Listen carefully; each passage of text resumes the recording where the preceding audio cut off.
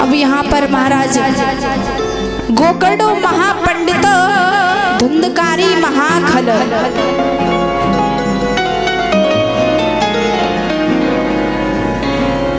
गोकर्ण महाज्ञानी।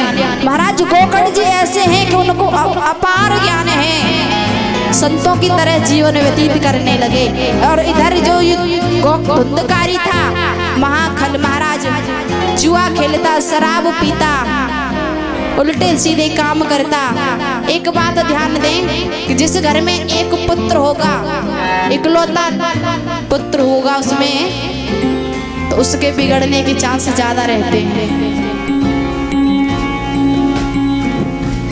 बिगड़ने के चांस ज्यादा रहते हैं। महाराज एक ही पुत्र है। अब यहाँ पर आत्मदेव ने बहुत बड़ी गलती कर दी, अपने पुत्र को बचपन में सुंदर शिक्षा नहीं दे पाए।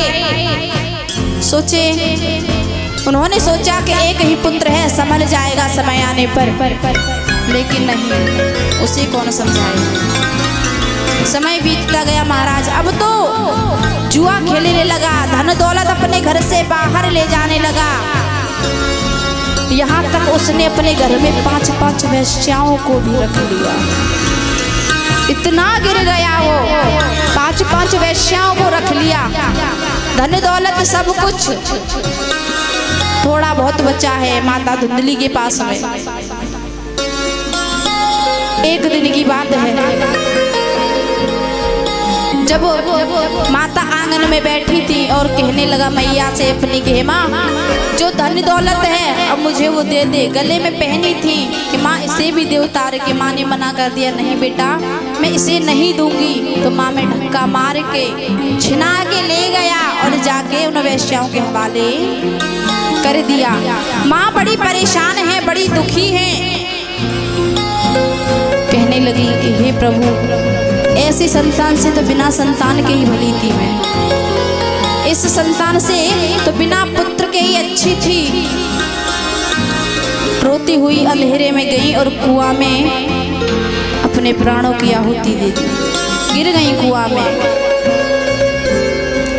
इधर क्या हुआ कि वेश्या, तो आप जानते हो उन्हें क्या चाहिए, उन्हें धन चाहिए। एक दिन वेश्या ने कहा गोकर्ण से कि यहाँ पर क्या कर रहे हो, जाओ जाकर के डाका डाल के लाओ, चोरी करके लाओ। तो एक राजा के यहाँ उसने चोरी की, बहुत सारा धन ले आया। धन लाने के बाद में वेश्याओं ने आपस में बात करने लगे कि हे बहन, ये तो खुद मरेगा सो मरेगा और हमको भी मरवाएगा। आपस में रात में उन्होंने विचार किया और खाट से बांध के गोकर्ण धुंधकारी को एक खाट से बांध लिया और उसकी मृत्यु कर मार दिया, उसे अकाल मृत्यु दे दी उसे। महाराज आत्मदेव बड़े परेशान हैं। इधर क्या होता है कि गोकर्ण तो महाराज तीर्थ पे चले गए थे। तीर्थ से आने के बाद जब वो घर आए, शाम का समय है और आए तो एक उन्होंने सोचा रात में गांव वालों को क्यों परेशान करूं।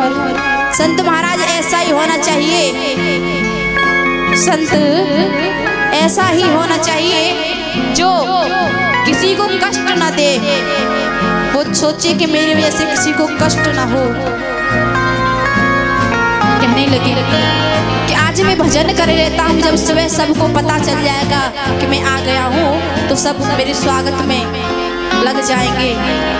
तो उन्होंने जैसे ही भजन करने बैठे तो उन्होंने क्या देखा कि कभी एक बकरे का रूप धारण करके कोई आवाज दे रहा है। घर में से बहुत बुरी बुरी आवाज आने लगी, कभी भैंसे की आवाज आती है, कभी बकरे की, कभी किसी की, बहुत बुरी बुरी आवाज आ रही है, भजन नहीं करने दे रहे हैं।